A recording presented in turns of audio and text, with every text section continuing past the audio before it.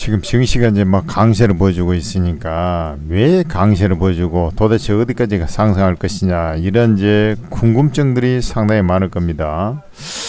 이렇게 우리나라 증시가 전 세계에서 가장 강력한 상승을 하고 있는 이유가 뭐고 그 다음에 강력 상승이죠. 강력한 상승의 이유가 뭐냐 도대체 이것을 좀 잘 봐야 되는데 내외적인 것이 같이 맞물려 있다. 가장 큰 것은 G2라고 보시면 되겠습니다. G2.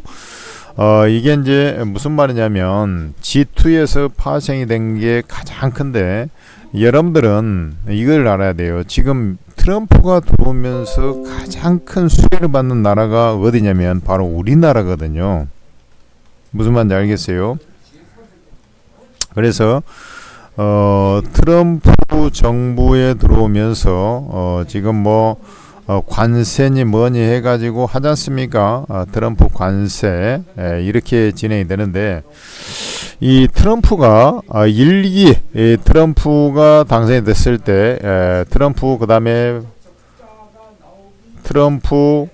그 다음에 바이든 그 다음에 다시 트럼프지 않습니까? 요 구도를 봐야 되는데 이 당시에 트럼프가 캐치프레이즈로 내건 것이 중국 견제입니다. 그래서 중국에다가 관세율을 인상하면서 진행이 됐어요. 그래서 다른 나라처럼 지금처럼 관세를 다른 나라에도 다 매기고 막 그랬던 게 아니에요. 그렇지만은 중국을 견제하면서 억압을 했어요. 이렇게 된 거라고 한다면 일기 때 제대로 못했죠. 중국 견제 정도 하고 뭘 성과가 없었죠. 그러다 보니까 경제적 성과가 별로 없었어요. 미국 증시는 좀 올랐습니다만은 이 성과가 없었어요. 그러다 보니까 4년 만에 바로 바이든으로 넘어가 버렸잖아요. 바이든으로 넘어갔는데 바이든 정부 때 바로 AI라는 것이 태동이 된 겁니다. 챗GPT 오픈 AI의 챗GPT가 이제 태동이 돼가지고 진행이 됐던 거지 않습니까? 그런데 이 바이든 정부 때 AI가 태동이 돼서 바로 엔비디아가 GPU AI 칩을 이제 만들게 되고 AI 칩을 만들죠. 그 다음에 얘가 만드니까 이제 AMD도 만들고 그 다음에 브로드컴이 맞춤형 AI 칩을 만들기 시작한 겁니다. 자, 그래서 요렇게 진행이 됐던 것인데 바이든 정부 때는 뭐가 있었냐면 미국 기업들은 인건비가 비싸지 않습니까? 그래서 기본적으로 반도체 설계 중심으로 진행이 되는 거예요. 모든 것이 설계, 디자인 중심으로 진행이 되고 있고 그리고 이제 공장은 해외에다가 해외 인건비 싼 데서 주로 하고 있는데 바로 이제 반도체를 만들 수 있는 위탁 생산을 맡길 수 있는 회사가 삼성전자하고 TSMC가 있었죠. TSMC가 있었는데 이 당시에 바이든은 뭘 했냐면 인플레이션 감축법을 통해 가지고 인플레이션 감축법 여러분들 아실 겁니다. 인플레이션 감축법을 통해서 세액 공제 혜택을 준다 해 가지고 미국에 투자를 하라고 했습니다. 그래서 우리나라가 코로나가 터지면서 2차 전지 시장이 개화가 되었고 그러면서 이제 미국에 대대적인 투자를 한 것이고 바이든 민주당 정부는 태양광 이런 이제 재생에너지를 강조하기 때문에 한화솔루션도 대대적 투자를 했던 거예요. 그런데 AI 칩을 하는데 바이든도 중국 견제는 여전히 했습니다. 그래서 수출도 못하게 하고 또 통제를 했어요. 근데 중국을 견제하면서 대만을 선택했습니다. 그러니까 반도체를 만들 수 있는 나라인 TSMC를 선택한 거죠. 이 TSMC를 선택을 하면서 삼성전자가 오히려 소외를 받았는데 왜 그러냐면 이게 이제 중국을 견제하다 보니까 미국의 하원 의장이 민주당 출신의 하원 의장이 또 대만에 방문한다 해서 중국이 뭐 아주 난리를 치면서 뭐 견제를 하고 했지 않습니까? 그러다 보니까 중국을 견제하는 최고의 위치가 우리나라가 아니었던 거죠. 그래서 중국을 견제하는 장치의 최고는 바로 대만이었던 거예요. 그렇기 때문에 중국의 AI 칩을 따라오지 못하게 견제하면서 할 수 있는 그 구석이 대만이었던 겁니다. TSMC죠. 그러다 보니까 모든 AI 칩 위탁 생산이 TSMC, 중국이 AI만큼은 못 따라오게 하려고 견제하는데 TSMC만큼 좋은 곳이 없었죠. 그러다 보니까 TSMC로 가면서 삼성전자라든지 파운드리 이런 데가 평택에 공장 지어놨는데 죽수가 있었던 것입니다. 그런데 트럼프가 들어오자마자 여기에 이제 트럼프가 들어오자마자 트럼프는 바이든보다도 바이든의 경우에는 AI 이것을 중국에 뺏기지 않기 위해서 선점을 확실하게 하면서 지배력 독점 구조로 가기 위해서 이제 했던 것이라고 한다면 트럼프는 장사꾼이죠. 사업가입니다. 트럼프 정부에 들어오면서 사업가죠. 돈 되는 것을 해라 이거지. 이문이 남는 거, 니들이 바로 관세로 관세 폭탄을 했는데 이게 관세 폭탄해가지고 강압적으로 돈을 뜯어내는 삥땅 치는 그런 형태를 취했던 것이죠. 그래서 이 관세 폭탄은 비단 중국만이 아니고 우방국에도 다 형성이 됐던 거예요. 그래서 전체적 전 세계를 대상으로 관세 폭탄을 해가지고 삥땅을 뜯어가는 그런 구조가 된 것입니다. 그러면서도 중국만큼은 견제를 해야 되겠는데 어떻게 견제를 할 거냐. 근데 중국이 최저가로 최고의 제품까지는 아니더라도 최저가로 만드는 기술은 압도적이지 않습니까? 그러다 보니까 중국을 뭐 협상만 하고 있지 관세를 갖다가 막 이렇게 뭘 하지를 못하고 견제를 제대로 못했던 것입니다. 그래서 트럼프의 경우에는 일단 이문이 남는 장사 관세 폭탄에다가 강압적으로 니들이 관세 폭탄을 하면은 사실 끝난 거거든요. 근데 거기에서 전 세계적으로 관세 폭탄을 매기다 보니까 그러면은 뭐 한국, 일본, 독일 이런 이제 자동차들 뭐 특히 이런 쪽에서 미국에서 이제 엄청나게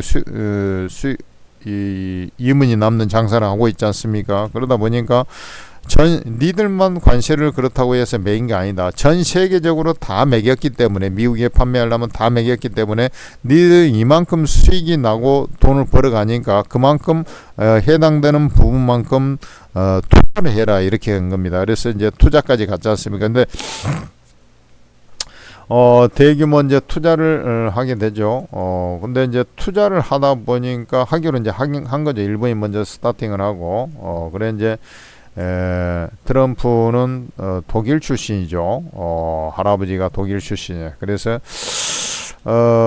그럼에도 불구하고 이문을 중요시한다는 얘기죠. 그래서 유럽하고 등을 지더라도 절대 강국 아닙니까? 등을 지는 한이더라도 이문이 남는 장사를 해야 되겠다. 그래서 마가 프로젝트가 나오게 된 거죠. 그래서 돈 되는 거 미국을 위대하게 하면서 이 캐치프레이즈가 마가입니다. 마가. 그러니까 미국을 위대하게 만들 수 있는 나라들의 더 어드밴티지를 주는 그런 구조가 된 거죠. 그러면은 마가 프로젝트 중국을 견제하고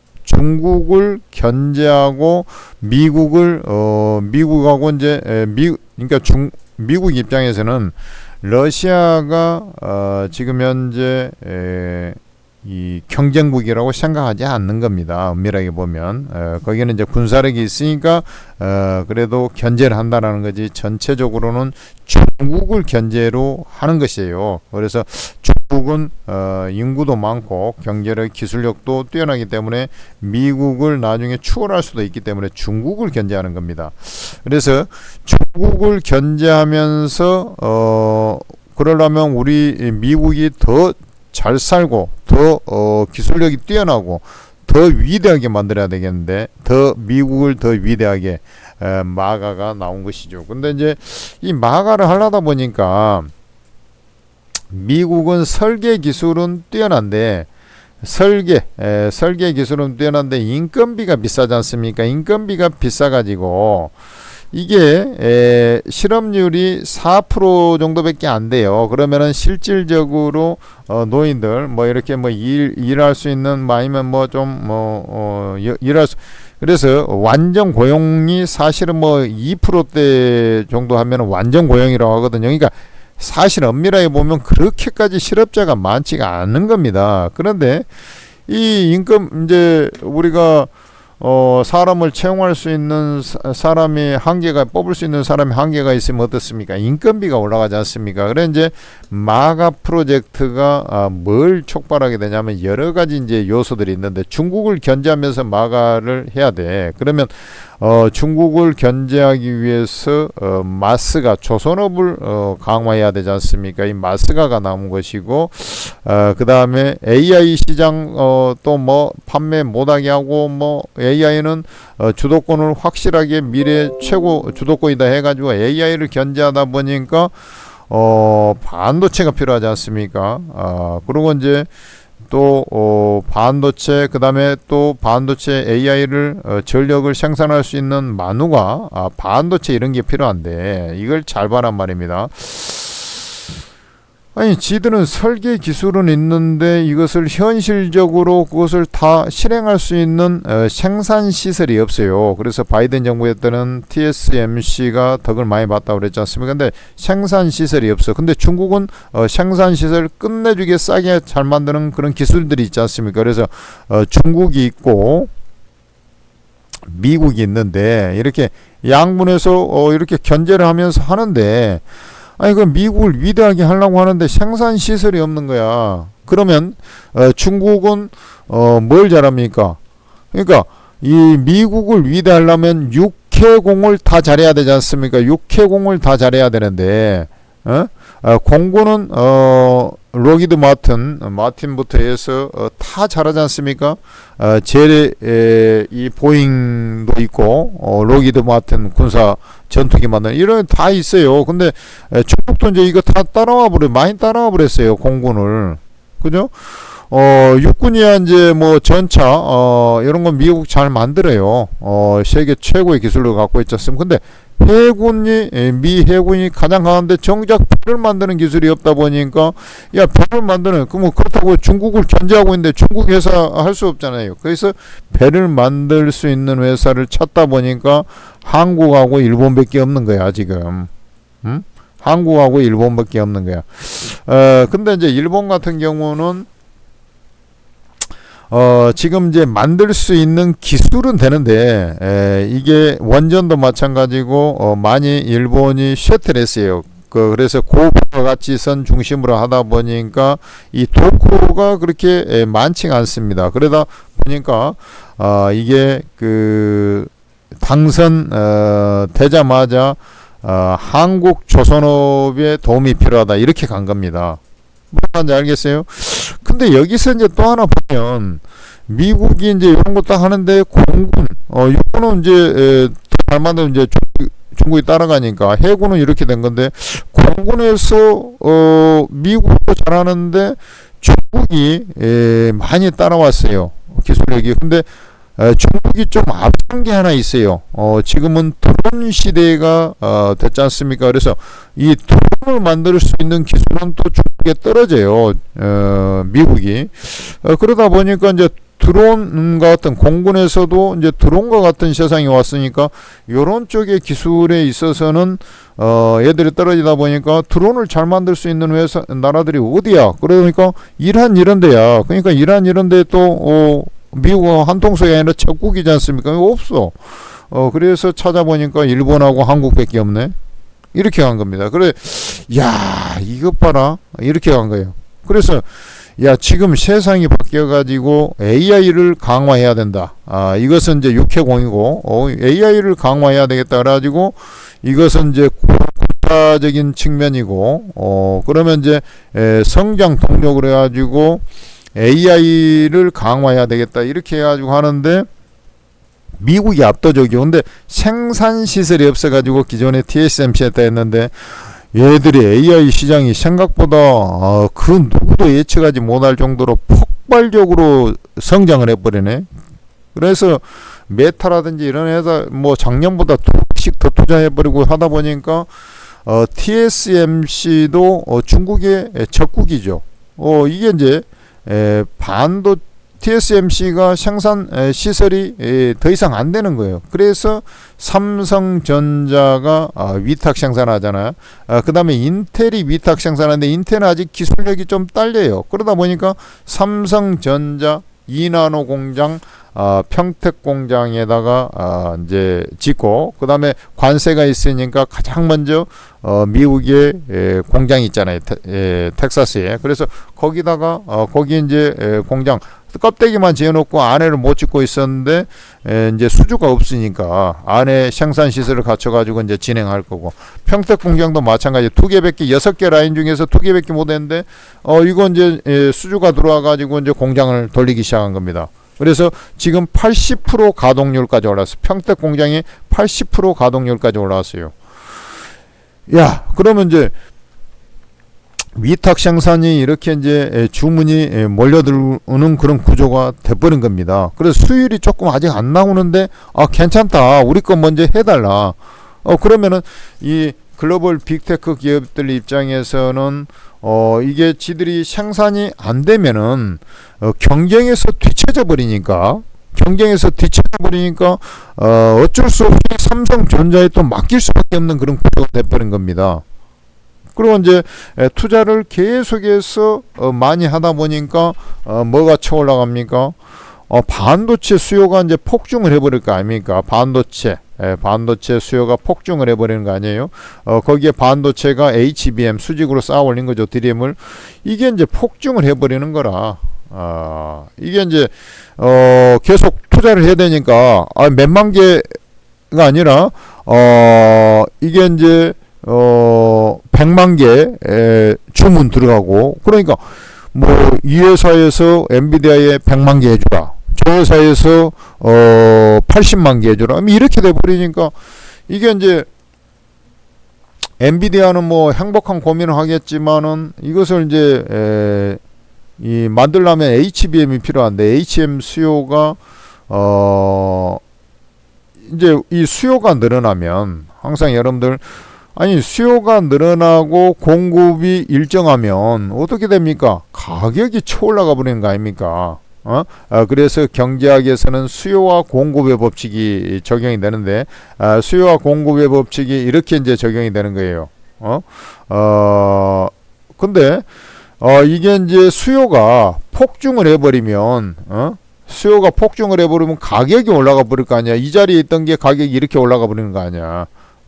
그러니까 가격이 급증을 해버리는 거예요. 그러니까 이제 D램 가격이 올라가 버리니까 D램 이제 HBM이 필요하니까 D램 가격이 올라가고 HBM도 그 전에 용량이 점점 이제 성능이 좋아야 되지 않습니까? 그러니까 8단 쌌던 것을 12단으로 갔단 말이죠. 근데 HBM4에서는 16단으로 갈 거예요.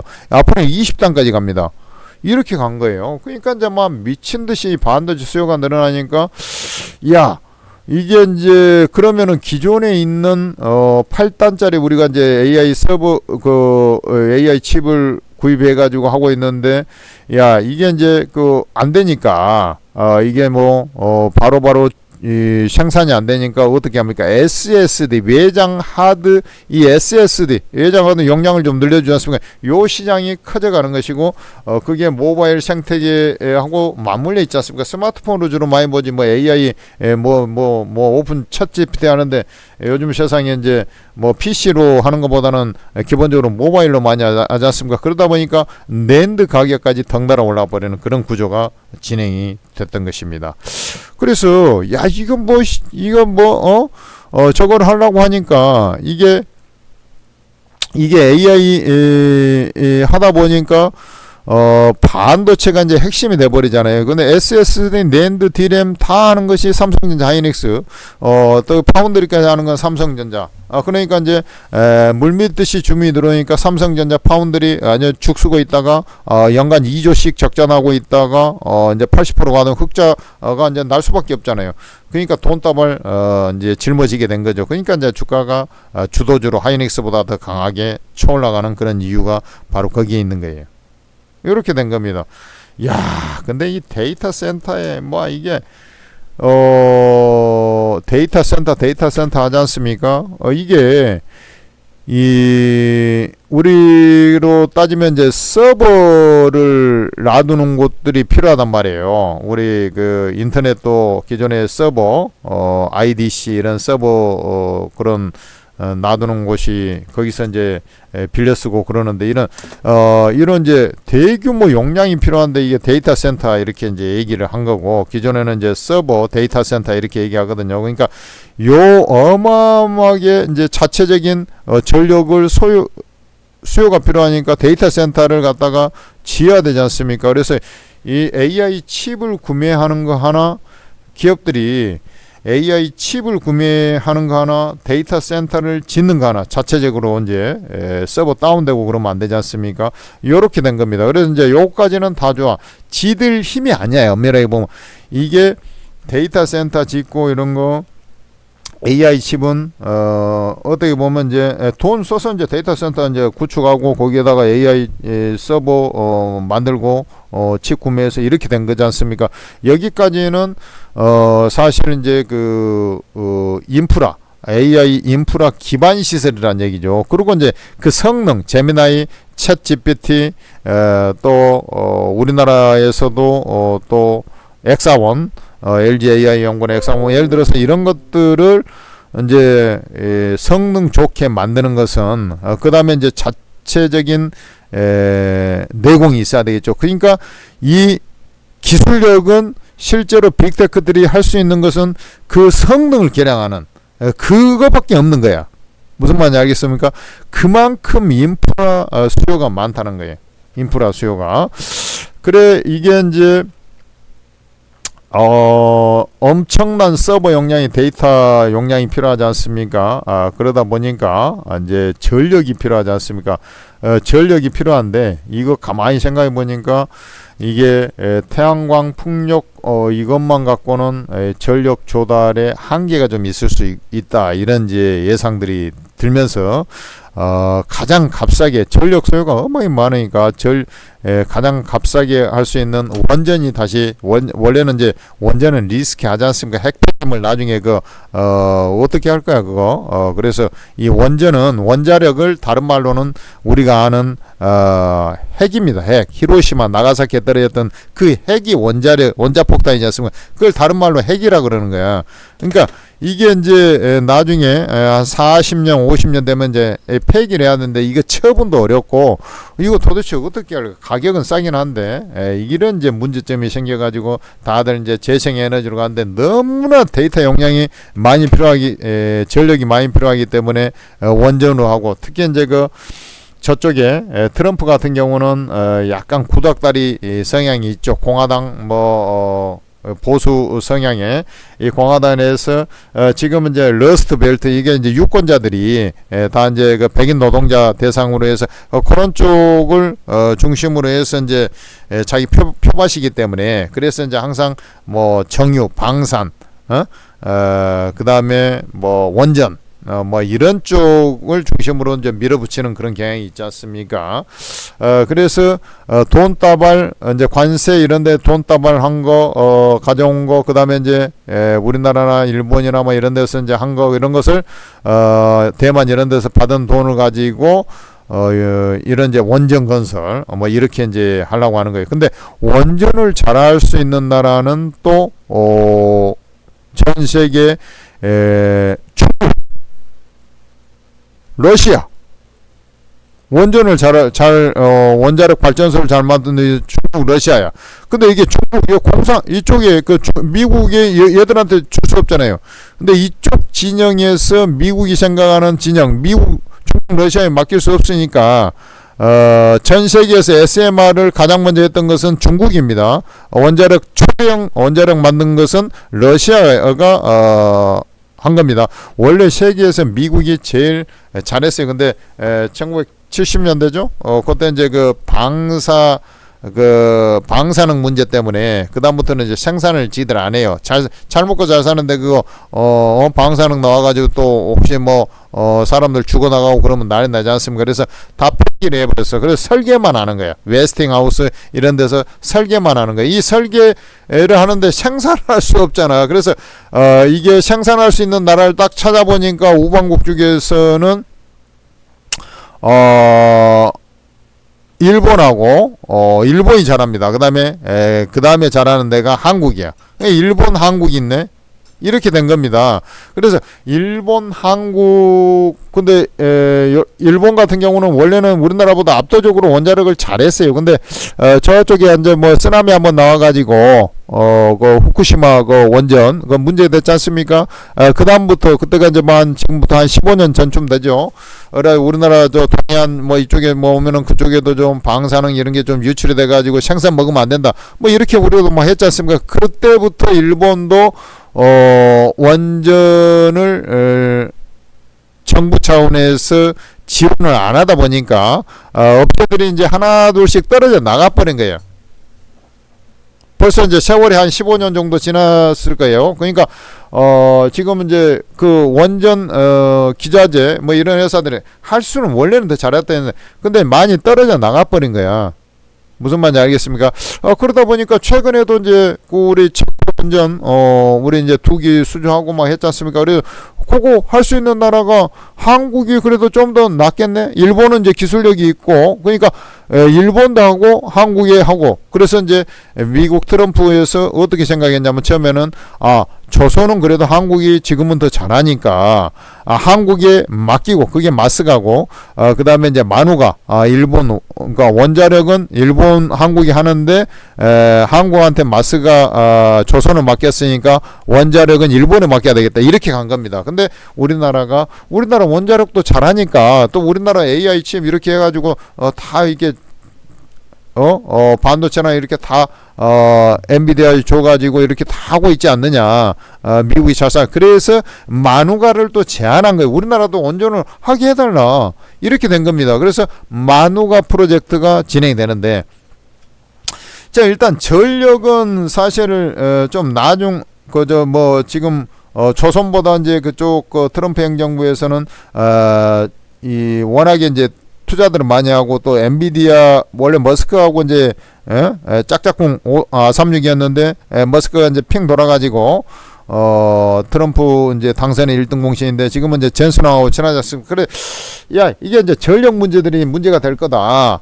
이러니까 이제 전력 먼저 그러면 해달라 이렇게 간 겁니다. 그래서 전력을 먼저 하고 그 다음에 만우가 마스가를 하자. 조선은 조금 더 시간 두면서 이렇게 되니까 이렇게 된 겁니다. 그래서 전력 너희들 투자할 때 한국, 일본 이런 거 투자할 때 전력 먼저 해주고 그 다음에 이제 조선 하자 이렇게 된 겁니다. 근데 이제 조선 같은 경우는 이제 쉽게 얘기해서 이제 계획을 짜가지고 또 진행하겠죠. 마스가 이렇게 된 겁니다.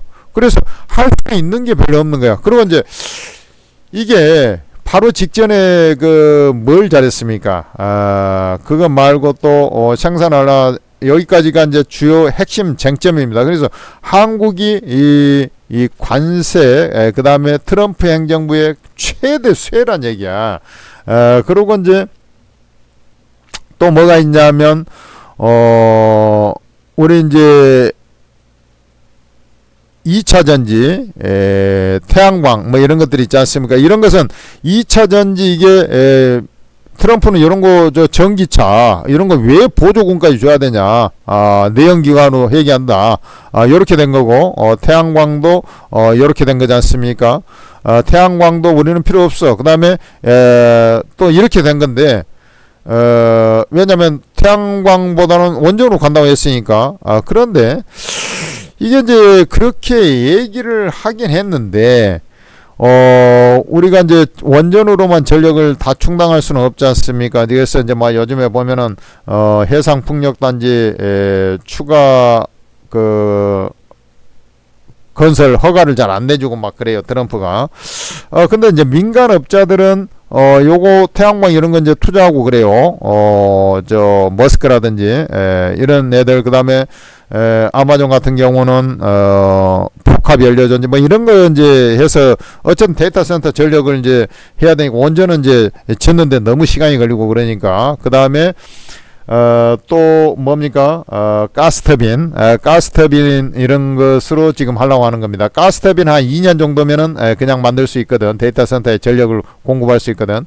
그러니까 이제 이런 쪽으로 그다음에 이제 수소 연료 전지 뭐 이런 것은 6개월이면 됩니다. 인프라만 구축되면. 그러니까 이런 걸로 일단 땜빵을 하고 그다음에 원전 나중에 이렇게 가려고 하는데, 정부하고 이제 약간 민간업체하고 좀 구도가 약간 틀리죠. 그러다 보니까 이런 자리에서 조금씩 수요가 있단 말이죠.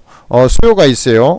그러니까 이제 이 태양광이라든지 이런 거 수요가 있어요. 태양광이나 그다음에 또 태양광이 됐든 풍력이 됐든 간에 그것을 기반으로 해서 전력을 생산하면은 그것을 저장할 수 있는 장치가 필요하지 않습니까? 그래서 이 ESS 시장이 이제 급속히 커지지 않습니까? 전기차는 이제 트럼프가 옥죄 놨으니까 ESS 시장은 무조건 커질 수밖에 없지 않습니까? 에너지 저장 장치가 필요하니까.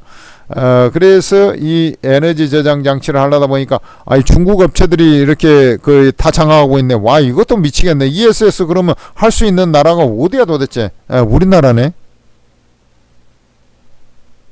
우리나라란 말이야.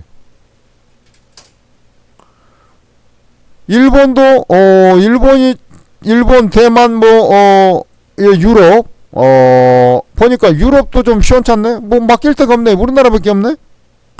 이렇게 간 겁니다. 그래서 이 AI의 큰 판하고 미국을 위대하게 하려다 보니까 이제 미국 이제 정보들 빼나가고 그런 거 이제 차단하려다 보니까 태양광 이런 것도 이제 또 ESS 이런 거 중국산 갖다가 쓰게 되면은 그것을 이제 모니터링하고 ESS가 작동이 잘 되는지 이런 거 모니터링 체계가 있어야 될 거 아닙니까? 본부가 있어야 될 거잖아. 그래서 그것을 또 AS도 해줘야 되고, 그러다 보니까 요게 뭘 하냐면 그런 모니터링 하다 보면 전력이 여기 이쪽에서 얼마가 지금 쓰이고 있고 이런 것을 다 체크가 들어가 볼 수가 있기 때문에 특히 이제 군사적으로 좀 쓰인 곳이라든지 이런 것은 문제가 좀 심각하지 않습니까? 그래서 중국 거 이거 좀 불안한데 그래가지고 지금 의회에서도 미국 의회에서도 중국산 ESS는 좀 배제하는 쪽으로 이렇게 이제 가닥이 잡히고 있는 겁니다. 따라와가지고 미국을 자꾸 종목 빼내가고 그러면 안 되니까. 그래서 예전에 뭐 보면 중국이 풍선같이 해가지고 기구 띄워가지고 막 해가지고 저 첩보 정보 뭐 캐내가고 그런 것도 해가지고 추격 격추하고 그랬지 않습니까? 이렇게 된 거예요. 아니 미국을 위대하게 하려고 했더니 생산 인프라 시설이 없어가지고 안 되는 거라. 그래서 이렇게 하니까 일단은 그러면 한국이라든지 일본 뭐 그다음에 할 수 있는 나라들 하는데 유럽은 또 땡땡대지. 그러니까 유럽에 맡기기에는 좀 한계가, 유럽도 일부 갑니다만은 그나마 좀 땡땡대지 않고 좀 잘하는 애가 영국이야. 그래서 영국은 좀 도움을 받고 있어요. 근데 그거 빼놓고는 뭐 프랑스도 그러고 독일도 그러고 별로 이제 중국하고 좀 친하게 지내려고 그러니까 이게 짜증나거든. 그나마 이탈리아는 그래도 트럼프하고 좀 친하게 지내보려고 하는데 이탈리아는 이게 기반 시설이 좀 좋잖아요. 과거에는 세계 경제대국 4위까지 갔던 나라인데 지금 10위권 살짝 밖으로 밀려나가지고 지금 이 제조 기반 시설이 좀 시원찮아요. 명품이나 이런 가죽 뭐 이런 제품들은 잘 만듭니다만은 우리가 이제 미국이 원하는 그런 쪽은 좀 시원찮단 말이죠. 그러니까 맡길 데가 없는 게, 그래서 우리나라가 이렇게 큰 수혜를 받는 그런 구조가 된 것이라고 보시면 됩니다.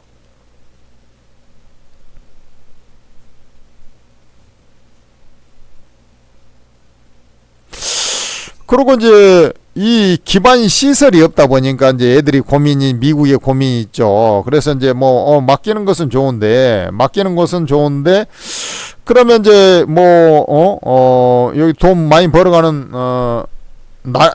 기업들 그다음에 나라들 특히 기업들 뭐 TSMC라든지 그 다음에 뭐 현대차 뭐 그런 데 돈 많이 벌지 않습니까?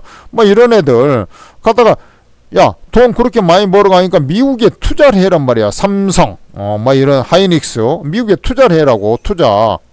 니들 그러면 지어가지고 고용도 하고 뭐 이렇게 해라. 이렇게 하는데 여기서 문제가 발생이 되는 거예요. 그 투자를, 못 이긴 척하고 이제 투자를 해요. 하는데 뭐가 문제야?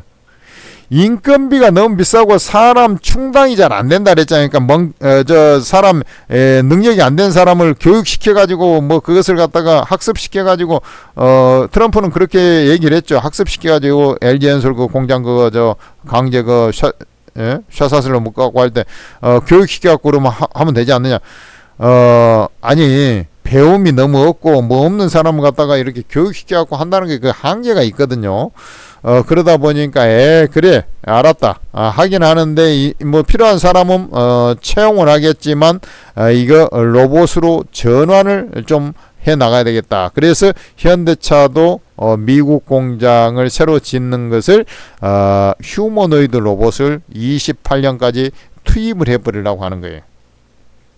그러니까 삼성도 이제 점차 삼성은 이제 아직 로봇 기술에 좀 떨어져서 그런데 삼성도 휴머노이드 로봇 양산을 목표로 하는 게 28년입니다. 얘들은 벌써 아틀라스 이제 현대차 같은 그러니까 투입할 거고 이렇게 된 거예요. 그러면 나중에 하이닉스라든지 이런 데도 다시 이제 다 이렇게 배팅에 들어갈 겁니다. 이렇게 로봇 쪽에 이렇게 이제 진행이 된. 그래서 로봇이 또 시장이 형성되고 이 AI하고 피지컬 AI하고 로봇이 합쳐져 AI 팩토리 우리가 이제 말하는 피지컬 AI 세상이 된 거예요. 그 피지컬 AI를 가장 잘 접목하려고 하는 것이 바로 현대차지 않습니까? 현대차는 이미 기술이 보스턴 다이나믹스로 그래서 이제 순차적으로 다 삼성전자 레인보우 로보틱스를 위시해서 지금 현재 그렇게 하려고 하는 것이고 다 그렇게 이제 구조가 된 거예요.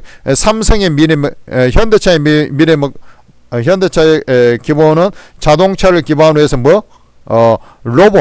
로봇을 현장에 투입하면서 로봇 사업으로 강화되는 거죠. 그 다음에 자동차도 좀 AI를 접목해서 인공지능화 시켜가지고 SDV 중심으로 소프트웨어 중심 차량으로 가는 것이고 어쨌든 로봇이라는 것이 있어요. 삼성전자는 반도체 당연히 반도체가 핵심이죠. 거기다가 먹거리는 로봇입니다. 역시 LG전자 가전 중심인데 미래 먹거리의 핵심은 뭡니까? AI하고 로봇입니다. 휴머노이드 로봇 특히 가정용 휴머노이드 로봇에 주안점을 좀 두고 있는 것이 LG전자예요. 가전 전문 금성 시절부터 가전 전문 아닙니까? 이렇게 된 거죠. 우리나라도 노란봉투법까지 시행이 돼가지고 이제 생산 현장을 중심으로 하는 포스코 홀딩스라든지 포스코 그룹이 있잖아요.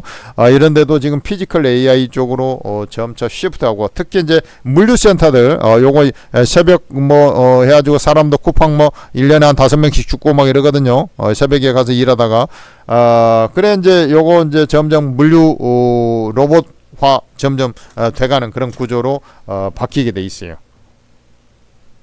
향후에는 피지컬 AI도 도입이 될 겁니다. 이렇게 된 거예요. 그것도 로봇도 잘하는 회사 현대차가 있잖아. 그리고 이제 그거 말고 우리나라도 전체적으로 나라 전체적으로 근데 이게 로봇을 또 잘하는 나라들 보면 미국, 중국, 그 다음에 일본, 우리나라야.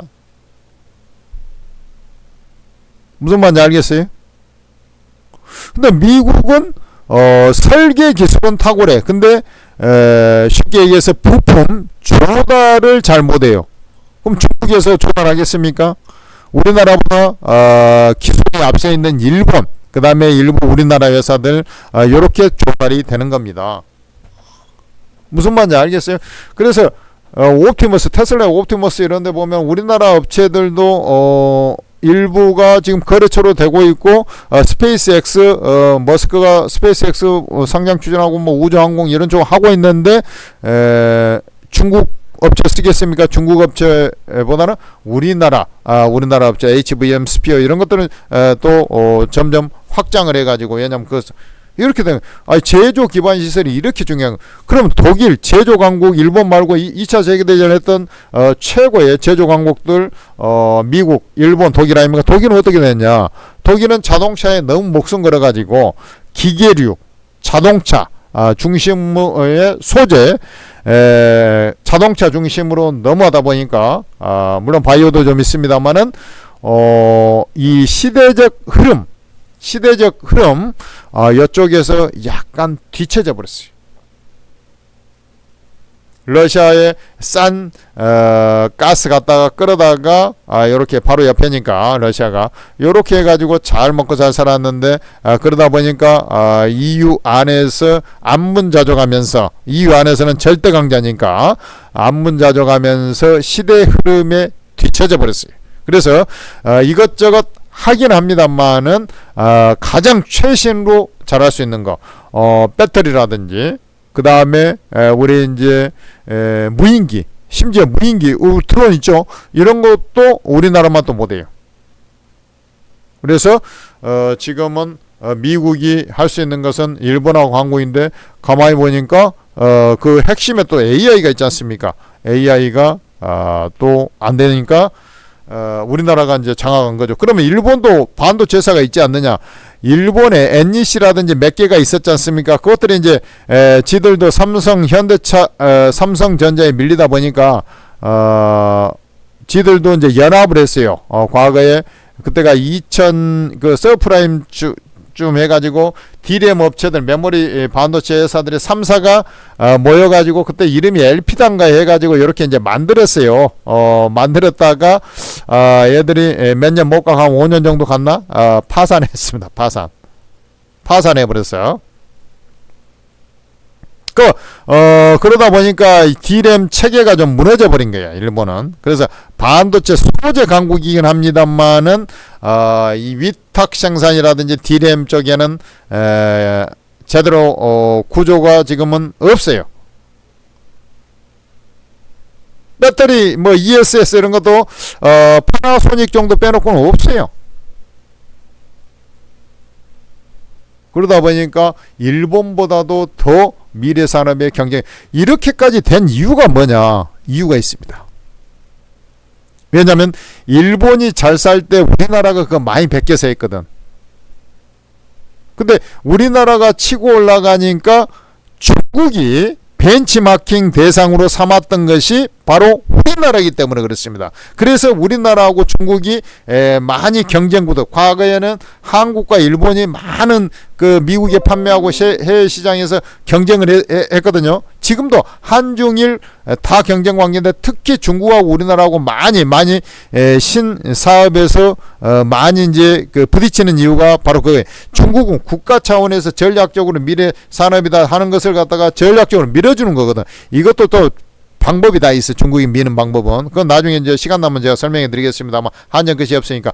근데 이제 미국 뭡니까? 우리나라도 우리나라 기업들이 상당히 해안이 뛰어나요.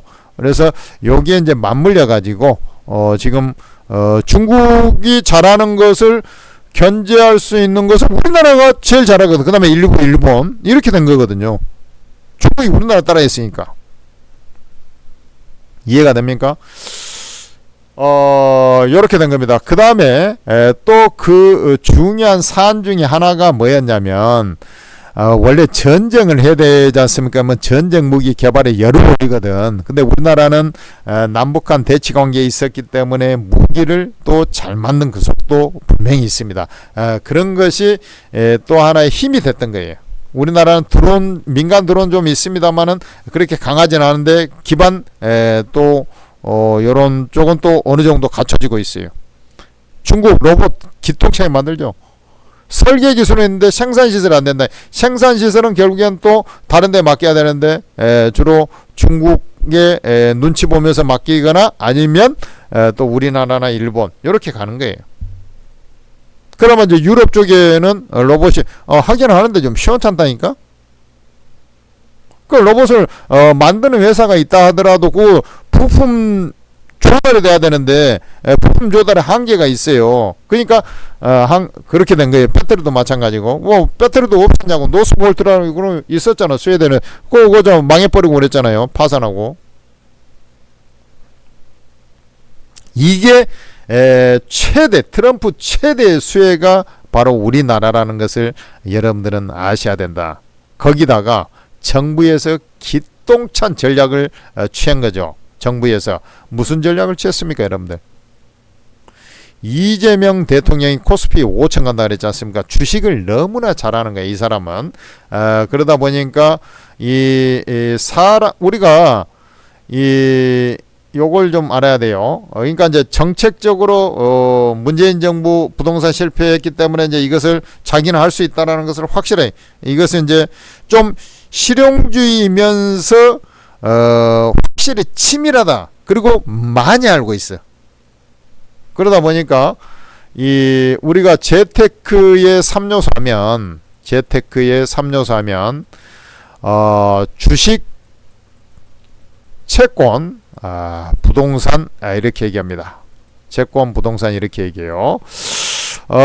근데 돈이 가장 많이 들어가는데 채권 투자를 하는 사람도 꽤 있습니다만은 이제 잘 모르면 은행이라고 생각하면 돼. 은행에다 돈 맡기는 거. 이렇게 생각하면 돼.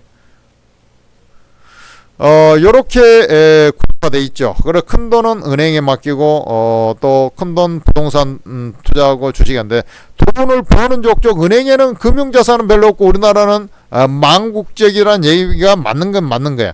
은행에 금융자산은 별로 없고 예를 들어서 은행에 내가 현금이 1억 있다. 그러면 사는 집 포함해서 부동산에 뭐 5억이 있다든지 10억이 있다든지 뭐 그 이상 있다. 이렇게 여기는 1억에서 많아봐야 뭐 3억 5억 뭐 이렇게 물론 뭐 그 많은 자산을 갖고 있는 사람은 당연히 있지만 이렇게 비대칭적으로 돼 있는 경우가 많거든요. 그리고 집 한 채 갖고 있어도 우리나라 땅덩어리 적으니까 그렇다 해. 근데 이제 그 외에도 여기다가 돈 생기면 이 부동산에 투자해버리는 거야. 막 갭 투자해버리고. 다 원천 차단해버리니까 뭔 형태가 나와요? 돈으로 주식이나 은행으로 들어가는데 은행 이자가 엄청나게 높지는 않죠. 지금 뭐 이 금융권 중이 한 3%가량 1금융권 2.8% 1년짜리 뭐 대략 이 정도 되죠. 그러다 보니까 은행에다가 여전히 많이 돈이 묶여 있습니다만은 주식으로도 많이 들어가요. 주식으로 많이 들어간 이유 중에 하나가 지수가 잘 가니까 옆에서 돈 많이 벌었다니까 주식으로 많이 들어가요. 고기 예탁금이 역사상 한 번도 안 가본 역사상 최저치 1% 이하로 그때 0.75%까지인가 빠졌죠. 기준금리가 우리나라. 그러니까 은행에 놔둬봐야 물가 상승률도 안 되니까 돈다발 싸들고 코로나 때 주식시장에 돈이 들어왔어요. 그때 고기 예탁금이 제 기억에 최고치로 올라갈 때 78조입니다. 지금은 108조야. 왜 그러면은 이게 78조인데 108조까지 올라왔냐? 20조 말이 20조지. 주식을 살 수 있는 대기 자금이 20조나 더 늘어났다. 이것은 부동산이나 이런 데서 빠져나온 겁니다. 이때는 생각을 해봐. 이때는 이 금리가 1%도 기존 은행에 가봐야 1%밖에 안 됐다니까. 그런데도 78조야. 근데 지금은 3%, 2.8%, 3%죠. 그러면 안 나와도 되잖아. 근데 부동산을 옥죄고 하면서 또 돈 벌었다고 하니까 또 은행에 놔둔 것보다 아니 배당을 많이 해주다 보니까 시가 배당이 2, 3%짜리 은행 놔두면 2, 3%인데 2, 3%씩 해주는 데가 좀 많아졌거든요. 그러니까 얘들이 돈이 주식에 놔두고 시세차익도 먹고 배당 수익도 내고 이렇게 이제 구조가 돼버리니까 돈이 더 쏠려가지고 말에 20조 어마어마한 돈이 여기 몰려 들어간 겁니다. 그러니까 증시가 날아가 버린 거예요. 그 근간에는 뭐라고? 이게 우리나라가 제조 기반 시설을 갖고 있는 거 하나, 그 다음에 강력한 정책 드라이브. 돈이 주식으로 안 갈 수밖에 없는 그런 그 틀을 프레임을 만들어 준 거. 그러면 이 거품에 의해서 빠질 때는 이제 다 뭐 쭉 빠져버리냐? 그렇지는 않습니다. 왜? 제조 기반 시설이 확실하게 지금 현재 트럼프가 요구하는 그 확실한 것을 수행할 수 있는 나라가 일본, 대만, 한국밖에 없기 때문에 그 중에서도 한국. 그러니까 가장 강력하게 상승하는 것은 지극히 당연한 거예요. 그래서 지금 반도체 미국에 투자 안 하면은 돈 그렇게 보니까 미국에 투자 안 하면 관세 100% 매겼다는 동 뭐 이런 얘기도 나오고 하죠. 근데 그렇게 할 수가 없어요. 투자 좀 해라. 돈 좀 벌었으니까 민간 기업들도 니들도 좀 투자 좀 해. 우리가 이렇게 벌어먹게 해줬잖냐.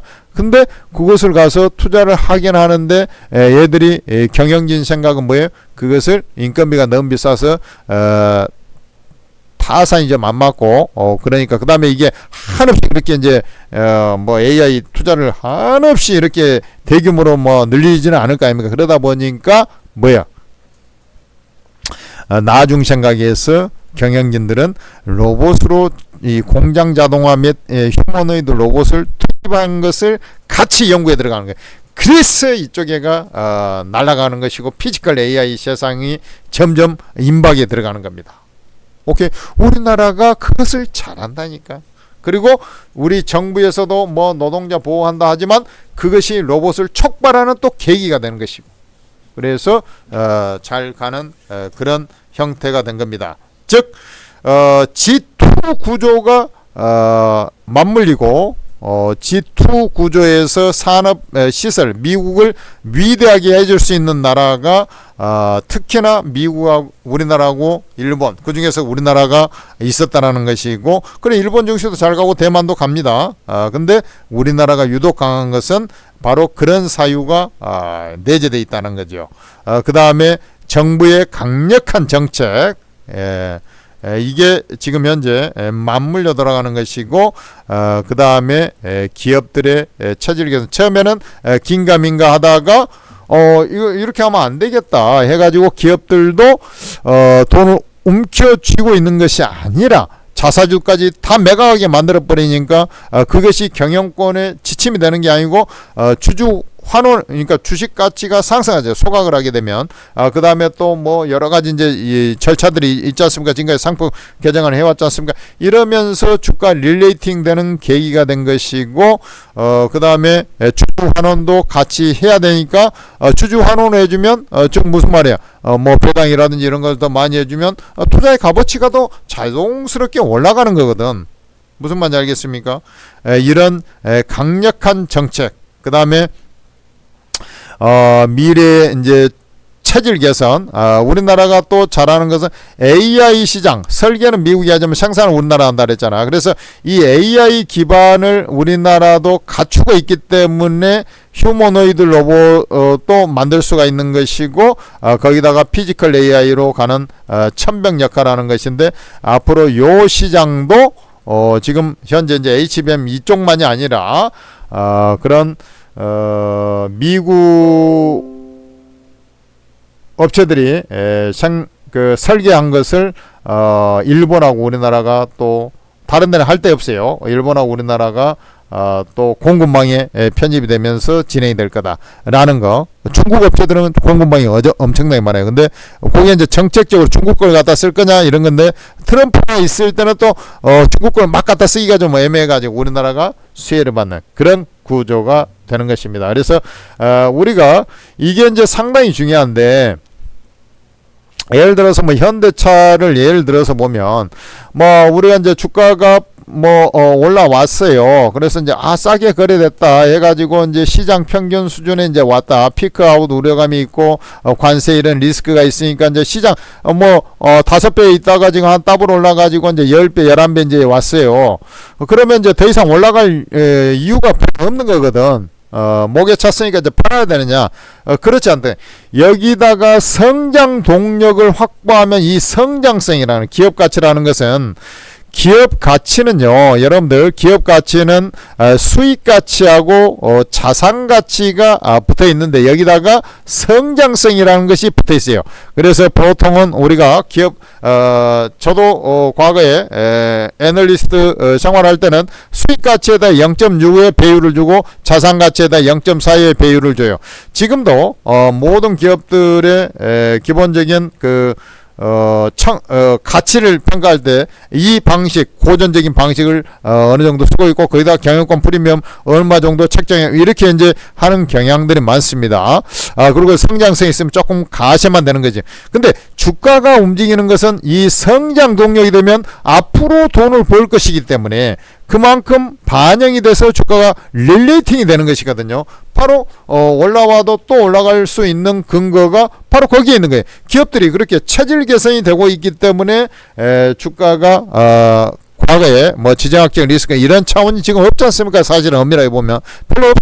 그걸 따지는 것은 웃기는 얘기야. 그래서 기업 체질 개선이 되기 때문에 성장 동력을 안고서 올라가는 겁니다. 마치 바이오주가 지금 돈은 못 벌어도 이게 뭐 임상이 되고 뭐 해가지고 잘 착착되고 기술 이전 한 건씩 터지고 그러면 또 터질 거다 이래가지고 또 올라오고 그러면서 퍼가 200배가 돼도 올라가는 것입니다.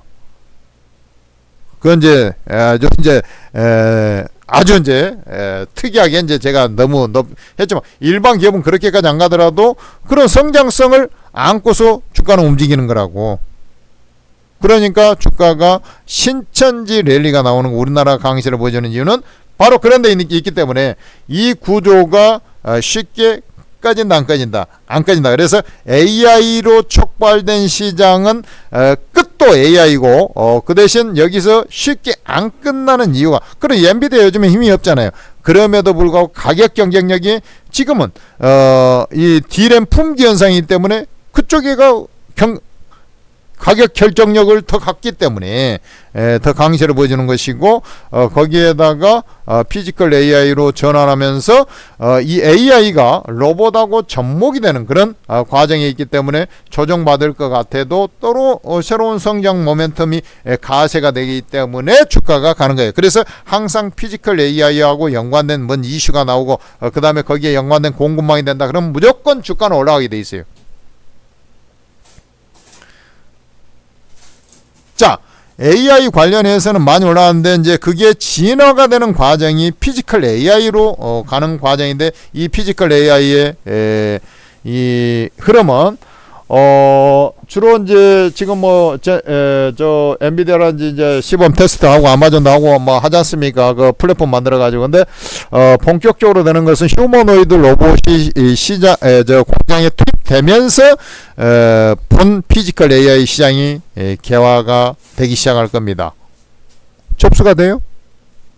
그러니까 그 흐름을 절대 놓쳐서는 안 된다. 거기에 대박이 있는 거예요. 지금은 성장주의 시대고 상승장에서는 성장주가 가는 거지. 소외주가 가는 것은 성장주가 쉴 때 주가가 너무 괴리가 벌어져 가지고 키 맞추면서 잠깐 도달 뭐 이렇게 올라오는 겁니다. 그 주툴은 결코 놓쳐서는 안 되고 소비재 중에서도 이제 군계 일학같이 올라가는 종목 아주 특이한 케이스들이 있었죠. APR처럼. 그러나 대체적으로는 지금 이 전체 판을 보면은 소비에서 대박이 나오는 게 아니라 우리나라가 이 트럼프가 요구하는 마가를 수행할 수 있는 역량 커패시티 이것을 갖고 있기 때문에 주가가 올라가는 거기 때문에 그 제조 역량을 갖추면서 공급망에 편입이 되면서 특히 로봇 관련한 거 AI도 AI지만 로봇이 더 중요한 거야. 왜? 그게 진화된 모델이니까. 그러니까 그런 거 됐다 하면 상한가 몇 방 간다든지 그냥 뭐 50% 더블 그냥 난다든지 뭐 그냥 쳐 올라가지고 더 간 이런 케이스들이 계속 나오게 돼 있습니다. 꼭 잘 봐야 돼요. 이제 뭐 디테일한 것은 또 있습니다만은 요 정도 제가 마무리하고 천재투자TV를 그래서 제 방송을 듣고 좀 유익했다 그러면은 천재투자TV를 무조건 구독 좋아요를 해야 됩니다. 그리고 거기서 끝나면 대단히 섭섭하죠. 왜? 그러면 종목은 뭐 삽니까? 천재투자TV에서도 종목을 추천하고 있어요. 그리고 뭐 대박이 막 어마어마합니다. 제가 이 큰 판에서 주도주를 거의 다 뽑아내는 겁니다. 저 바닥에서 긁어 모아가지고 초대박을 낸 거, 그 다음에 상승 중에 눌림목에서 다시 상승 파동이 나오는 자리에서 매수 들어가는 다 그 틀이 크게 바뀌는 거 없어요. 그래 이제 이게 새롭게 또 출발하는 선상 아니면 종목들을 그때그때 적시적소에 해당되는 최고의 종목을 매수하려면 오르고 차팅 앱을 이용하시면 됩니다. 여기에는 무려 제야 최고수 전문가 20명이나 있어요. 20명이나.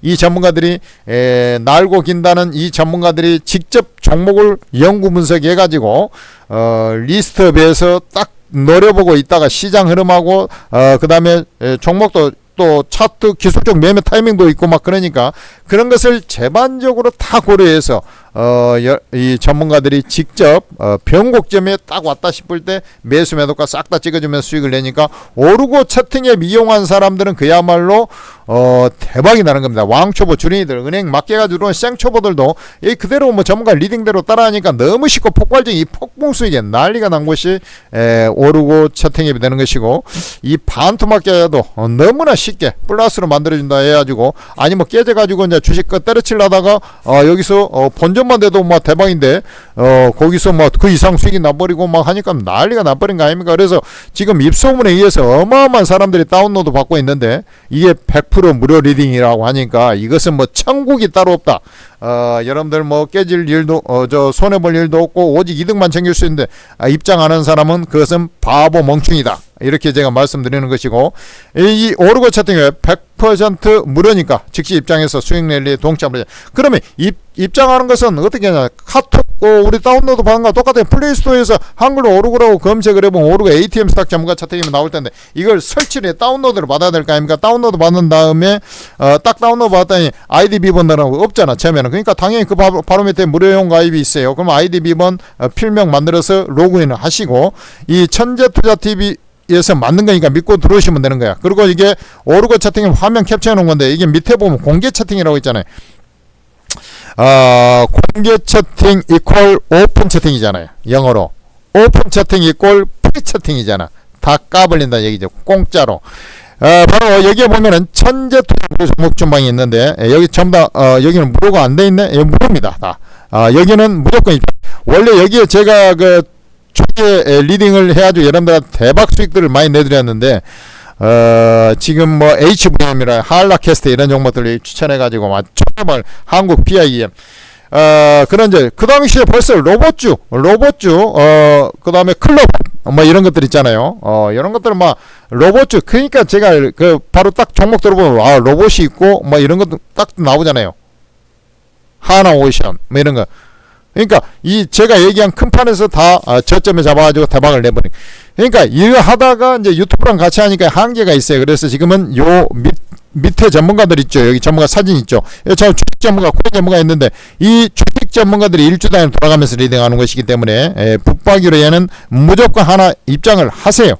그리고 각각 전문가들 여기에 전문가 사진들로 투자청에 나와 있으니까 참조하셔가지고 전문가 여러분들은 이제 투자청에 좀 매칭 잘 되겠다 하는 전문가 우선순위 두고 입장을 쭉 하셔도 되고 아니면 애당초에 다 한 명도 다 빼놓기 아까운 전문가들이에요. 그러니까 일단은 투자 성향을 여러분들이 이제 정확한 걸 들어와서 보는 게 제일 좋거든요. 그래서 무료방마다 다 입장하세요. 코인 하면 코인도 입장하셔가지고 쭉 며칠 지켜보면은 이 전문가가 너무 잘하고 다 잘하지만 그 중에서 요즘에 신들린 착도 탄 것 같다. 그 다음에 또 투자 성향도 나오고 좀 맞네. 나는 저 답답한 거 싫고 깨지더라도 상칠 종목 매매하는데 이 전문가 딱 맞네. 그러면 이제 따라하는 겁니다. 무슨 말인지 알겠습니까? 그렇게 해가지고 지금 다들 대박 나고 있는 거 아니에요? 그래 여러분들께서도 오르고 차팅 무료방 꼭 입장하시고 천재투자TV도 반드시 구독 좋아요 해주시기 바라겠습니다. 고맙습니다. 천재 리더의 논평이었습니다. 논평이라 그래야 돼? 뭐라 그래야? 하여튼 여러분들한테 최고의 값어치 되는 돈다발 정보였습니다.